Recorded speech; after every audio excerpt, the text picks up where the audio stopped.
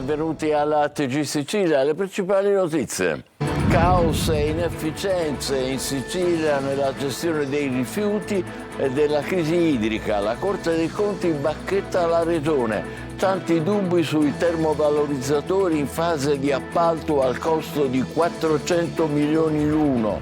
Dei grandi invasi artificiali per la raccolta d'acqua attivi solo in 38 su 45. Ad Agrigento finisce in dramma una serata in pizzeria, una moto investe una giovane che ora è in ospedale in gravi condizioni. Una migrante per ore in pieno travaglio in mezzo al mare, trasportata in elicottero, partorisce una bimba a Trapani. Neonata e madre stanno bene, erano state soccorse da Sea-Watch. Catania, ultraottantenne, sventa 2 truffe e fa arrestare 3 persone. L'Arzilla vecchietta intuisce il raggiro e avvisa i familiari. Arresto, pensa la polizia. Oggi si festeggia Sant'Euplio, il martire compatrono di Catania con Sant'Agata. Celebrazioni in cattedrale e nella cripta dedicata al santo la benedizione con il braccio reliquiario. A Giarre, nel catanese, grazie all'intraprendenza di 3 donne, nasce una libreria indipendente, nuovo spazio culturale e di aggregazione sociale. Ad Agrigento la poesia diventa musica, Brunoni Sass entusiasma il Festival Il Mito con un concerto intenso e coinvolgente. Calcio, Tegola Gomis per il Palermo. Il portiere si infortuna e ne avrà per almeno 4 mesi. Rosanero alla ricerca di un nuovo estremo difensore. Serie C, prossimo fine settimana, primo turno della Coppa Italia con le siciliane tutte impegnate.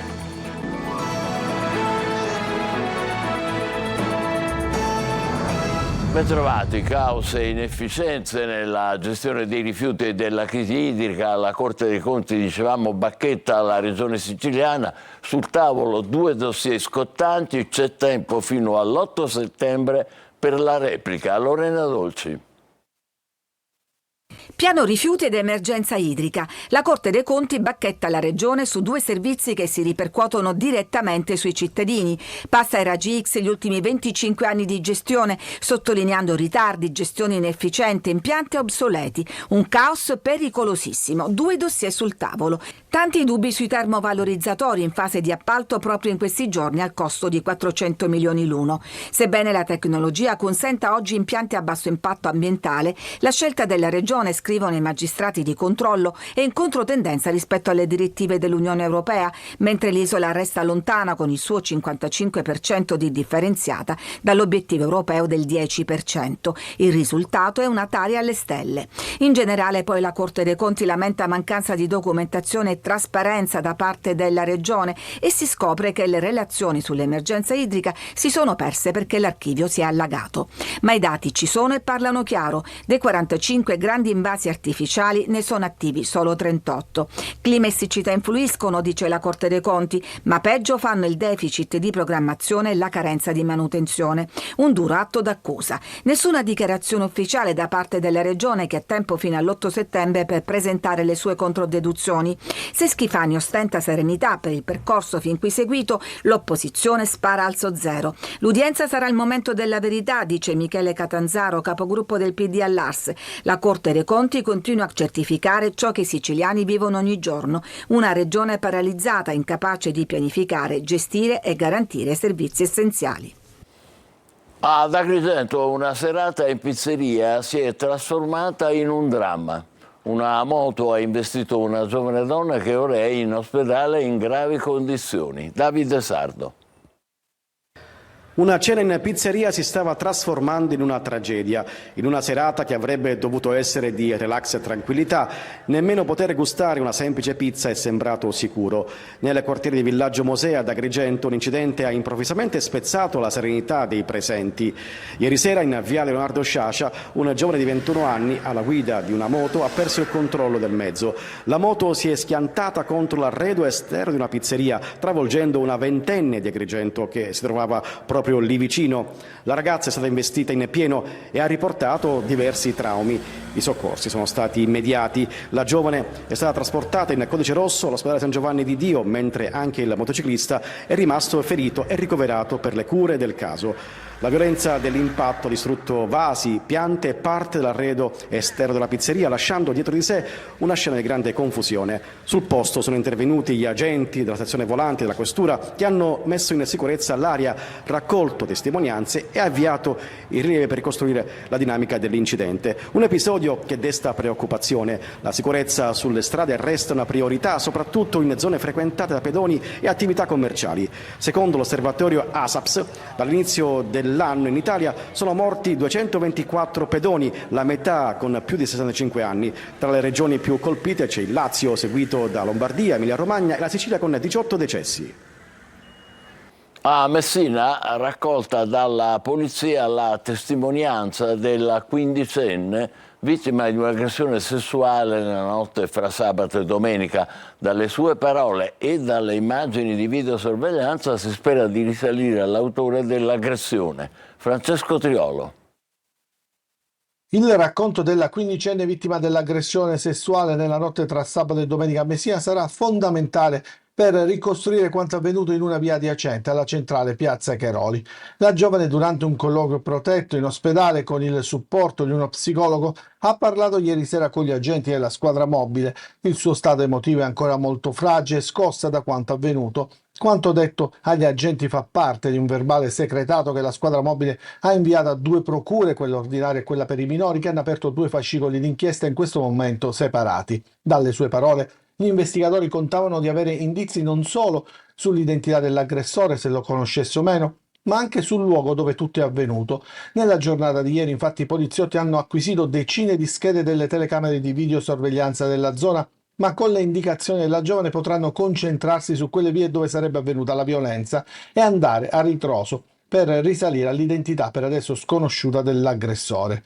Sulla vicenda è intervenuto anche il garante dei diritti dell'infanzia e dell'adolescenza del comune, Giovanni Amante, che si è detto attonito e ridotto al silenzio. Un gravissimo atto che ha colpito tutti, nessuno escluso, un fatto che ha portato dolore in ogni casa, perché ha detto siamo tutti sempre preoccupati per la tutela e il benessere dei nostri ragazzi.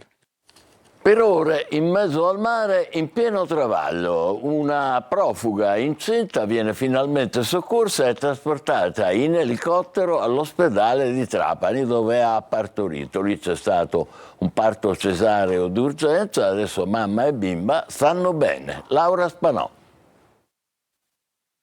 Il lungo travaglio, la disperazione in mezzo al mare e una bimba in arrivo in balia delle onde del Mediterraneo, ore di attesa lunghissime, quando finalmente la donna viene prelevata da un elicottero partito da Lampedusa destinazione Trapani. Per 4 ore il personale medico di Sea-Watch ha assistito madre e nascitura a rischio soffocamento per una grave e rara complicanza sopraggiunta durante il parto. Il racconto delle ONG seguito dalle parole dei medici del Sant'Antonio Abate di Trapani.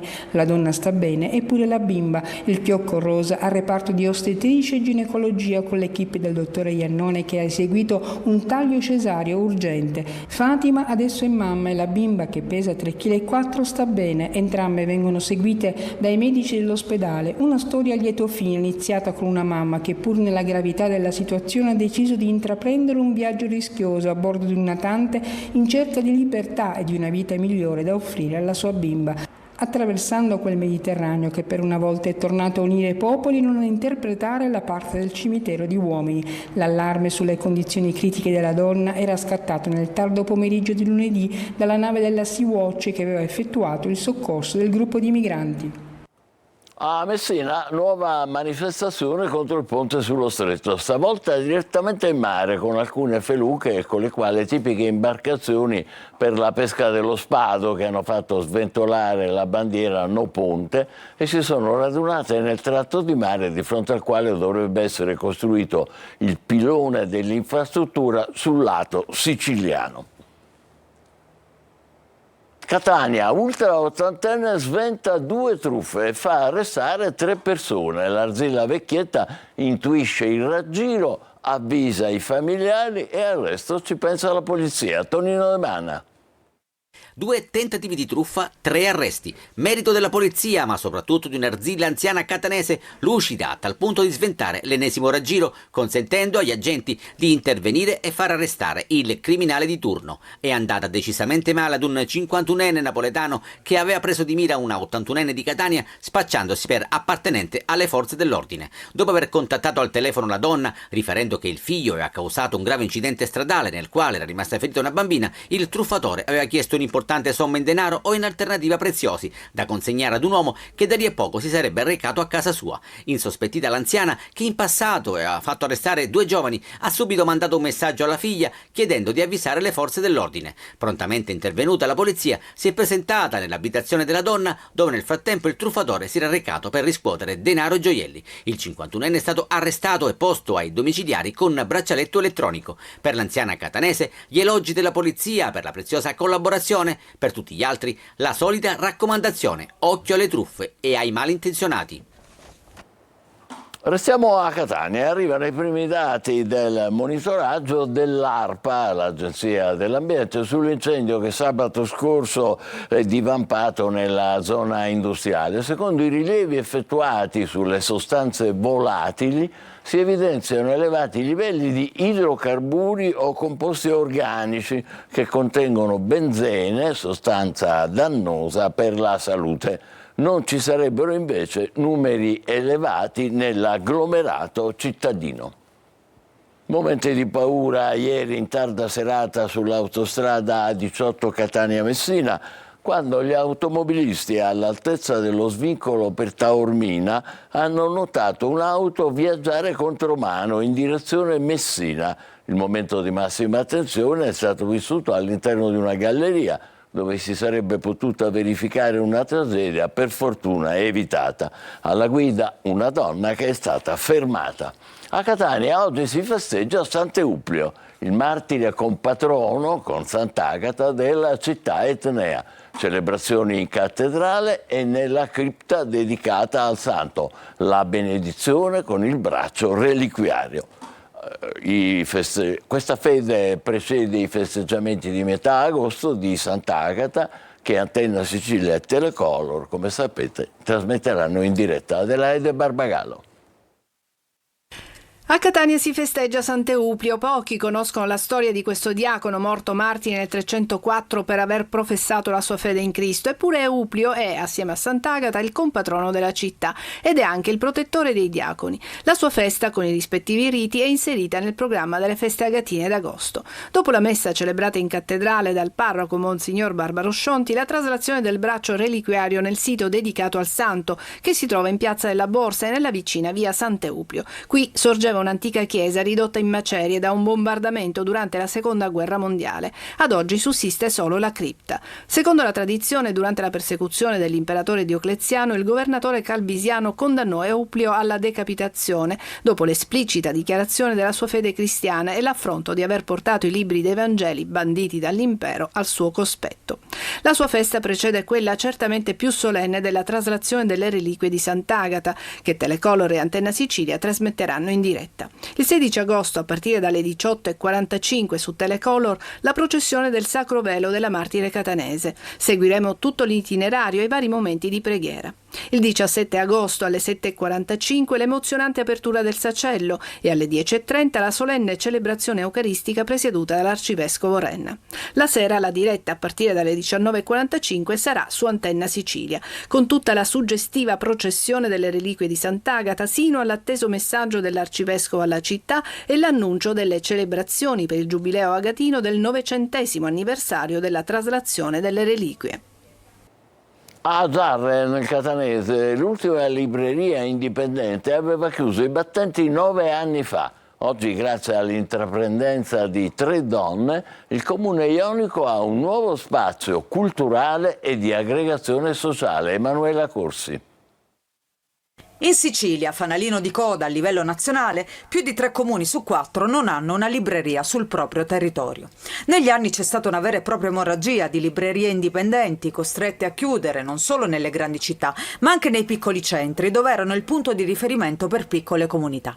Siamo a Giarre, nel Catanese. Qui l'ultima libreria indipendente ha chiuso i battenti 9 anni fa. Oggi, grazie all'intraprendenza di 3 donne, Nancy e la giovane Annalisa, il Comune Ionico torna ad avere un centro culturale e di aggregazione sociale. Un progetto nato poco prima che scoppiasse la pandemia, ci racconta Nancy, di professione avvocato, che ha iniziato questa nuova vita da libraia. Oggi aprire una libreria è una sfida e anche una scelta un po' in controtendenza. Ancora siamo agli inizi, soltanto qualche giorno che siamo aperte, però abbiamo già avuto un buon riscontro con il pubblico che sono venuti a trovarci, le persone sono venute a trovarci.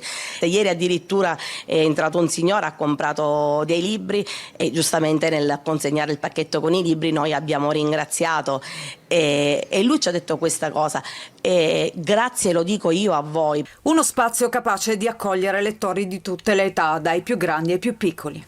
I bambini, ci lamentiamo che si legge poco, partiamo da loro. In un mondo sempre più frenetico e tecnologico, fatto di post e social, tutti dovrebbero riscoprire il piacere di leggere un libro. Leggere è importante e qui non voglio andare per luoghi comuni a dire leggere ti rende libero, ma è vero. Leggere ti rende una persona pensante, ma è vero. Sono luoghi comuni, ma sono assolutamente veri. Complimenti a queste 3 donne di Giarre. Passiamo ad altro. Con il taglio dei contributi da parte del governo nazionale, il sistema dell'accoglienza dei minori stranieri non accompagnati rischia il collasso. E stamattina a Caltanissetta c'è stata la protesta degli operatori e dei ragazzi ospiti delle comunità. Il servizio è di Rita Cinardi. Sono oltre 3.000 in Sicilia i minori stranieri non accompagnati che rischiano di essere tagliati fuori da ogni opportunità. La tagliola del governo nazionale, che ha deciso di ridurre i rimborsi ai comuni, metterà a dura prova il sistema con le comunità costrette a chiudere i battenti. Per questo motivo a Caltanissetta gli operatori dell'accoglienza hanno deciso di protestare. Se fino ad oggi il Viminale aveva erogato tramite le prefetture un contributo giornaliero di 100 euro per minore, adesso le regole sono cambiate. Dei soldi che vengono anticipati dai comuni e poi restituiti, lo Stato rimborserà soltanto il 35%. Stiamo facendo da banca allo Stato, ci stiamo indebitando. Noi, specialmente della provincia, ci tengo a precisare, di Agrigento, è da giugno del 2024 che non prendiamo neanche un euro. L'ANCI ha stimato che il taglio peserebbe sui comuni per oltre 60 milioni di euro a livello nazionale, ma la Sicilia è una delle regioni dove gli effetti sarebbero maggiormente avvertiti. Basta guardare i numeri, infatti, per rendersi conto che l'isola accoglie il 30% dei ragazzi a livello nazionale. Noi abbiamo con loro dei percorsi di integrazione molto importanti, che sia l'inserimento lavorativo per il futuro, visto che spesso si tende a dire che i nostri ragazzi sono dei criminali. In realtà i nostri ragazzi sono dei lavoratori che offrono servizi, che offrono chiaramente manodopera. Con la nuova disposizione ad essere a rischio non sono solo le cooperative sociali siciliane, ma soprattutto i bilanci dei comuni. E sempre sulle strutture di accoglienza è intervenuto l'ex presidente dell'Ars e leader del movimento Futuristi, Nicola Cristaldi, sollecitando una rapida ricognizione di quelle strutture di accoglienza completate con fondi pubblici ma mai utilizzate per inerzia da parte delle pubbliche amministrazioni. A Piazza Armerina, suoni e visioni in location suggestive. Il Mosaico Festival ha colorato e animato la città, che per 5 giornate si è trasformata in un palcoscenico multidisciplinare tra musica, cinema e fotografia. Vediamo. Un mix di suoni e visioni in location suggestive, un evento che ha fatto registrare il tutto esaurito ancor prima che si alzasse il sipario. Il Mosaico Festival ha colorato ed animato Piazza Armerina, che per 5 giorni si è trasformata in un palcoscenico multidisciplinare tra musica, cinema, fotografia, arte urbana e sperimentazione digitale. Da Piazza Cattedrale al Castello Aragonese, passando da Villa Ciancio al Bosco di Agricasale, decine di artisti si sono esibiti in talk, simpatici siparietti, concerti acustici, in una visione d'insieme che unisce creatività, impegno civile e senso di comunità. Se tu muori, voglio Gran finale con Marco Castello e Band e Tony Pitoni.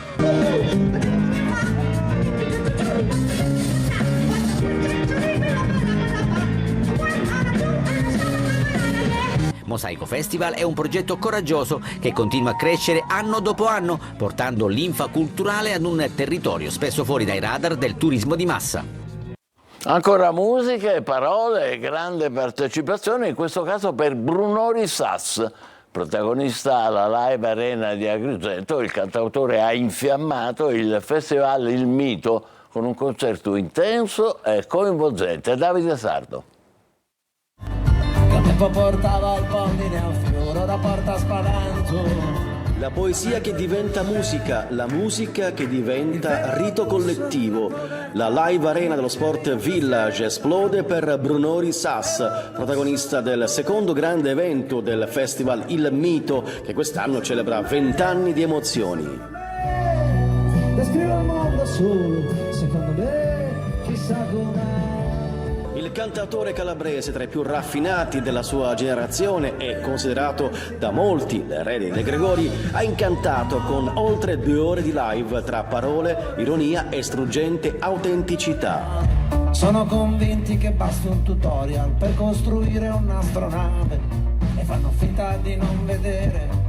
Un concerto che ha attraversato la sua storia musicale, trasformando ogni brano in un racconto condiviso.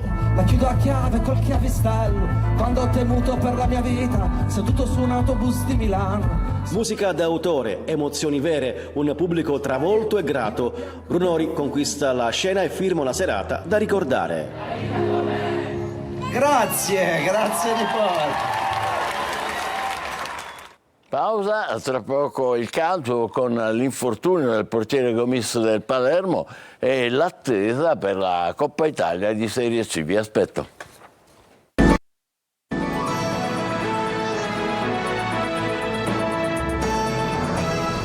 Tegula Gomis per il Palermo, il portiere si infortuna, ne avrà per almeno 4 mesi. Rosanero alla ricerca di un nuovo estremo difensore. Marco Gullà.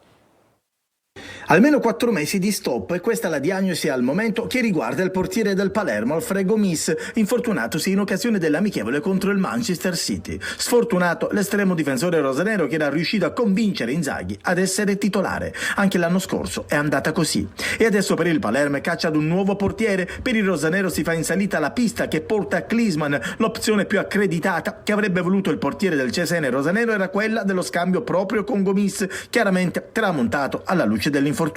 Il club di Viale del Fante potrebbe andare all'assalto di Semper, portiere croato del Pisa che Inzaghi conosce bene. Pista aperta anche per Gollini, ormai fuori dal progetto di Gasperini alla Roma e voglioso di riscatto, di rilanciarsi. Il club giallorosso, per favorire la trattativa, sarebbe disposto a collaborare, anche contribuendo al pagamento dell'ingaggio dell'estremo difensore. La squadra intanto lavora per la gara di Coppa Italia di sabato a Cremona, il primo vero impegno ufficiale per i siciliani. Nel prossimo fine settimana, primo turno della Coppa Italia di Serie C con le siciliane tutte impegnate. Intanto non si ferma il mercato. Francesco Triolo. È la settimana che porta al primo impegno ufficiale della stagione, il primo turno della Coppa Italia di Serie C. Aprirà il Siracusa sabato alle 18 a Foggia, domenica sarà il turno di Trapani a Picerno e Catania a Crotone, tutte in trasferta alle siciliane. Tappe d'avvicinamento diverse, quindi il Catania deve inserire in gruppo i 2 nuovi arrivati, il trequartista d'ausilio e il centrocampista Loi. Saranno loro gli osservati speciali della settimana per il tecnico toscano che guarda anche all'infermeria. Lo staff medico è al lavoro per recuperare gli acciaccati di Tacchio, Rolfini e stop e soprattutto sull'ultimo conta l'allenatore in vista della gara di Coppa. Sul mercato dovranno arrivare ancora un paio di giocatori, ma la sensazione è che la società non abbia fretta, piuttosto l'interesse a scegliere al meglio. Il Trapani invece continua i suoi movimenti in uscita. Per sfoltire la rosa, dopo l'addio di Liotti andato alla Casertana, si attende di sbloccare la situazione legata a Luca Verna ed Erling Segberg, i 2 centrocampisti anche loro in uscita. Lavora in entrata invece il Siracusa. Il direttore sportivo Antonello Laneri ha messo le mani sul trequartista Luan Capanni, svincolato dopo l'anno a Latina, che dovrebbe presto legarsi agli azzurri. La squadra, allenata da Marco Turati, intanto ha ripreso ieri la preparazione in vista proprio del match di Coppa Italia di sabato prossimo a Foggia. Noi ci fermiamo qui, l'appuntamento per altre notizie per le 20. Grazie per essere stati con noi, buon pomeriggio.